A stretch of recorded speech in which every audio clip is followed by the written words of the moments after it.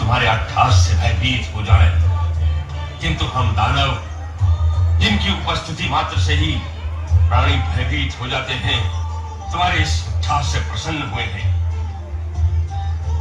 मैं तो तुम्हारे रूप से इतना प्रसन्न हुआ हूं कि इंद्र को दास बनाने की इच्छा रखने वाला ये महिषासुर तुम्हारी दासता स्वीकार करने के लिए आतुर है।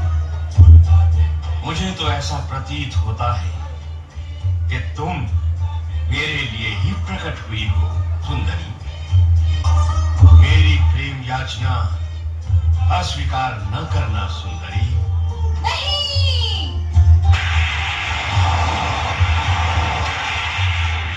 परम पुरुष परमात्मा के अतिरिक्त अन्य कोई पुरुष मुझे अभिष्ट नहीं है, क्योंकि मैं उन्हीं परमात्मा पुरुष की प्रकृति हूँ।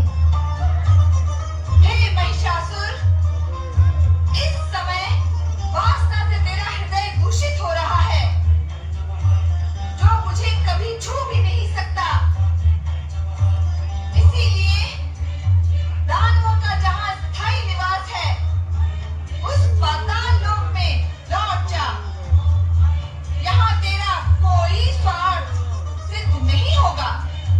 अब तो तुम्हें पाए बिना मेरा जीवन व्यर्थ है सुंदरी। मेरी बात मान जाओ और मेरा प्रेम निमंत्रण स्वीकार कर लो।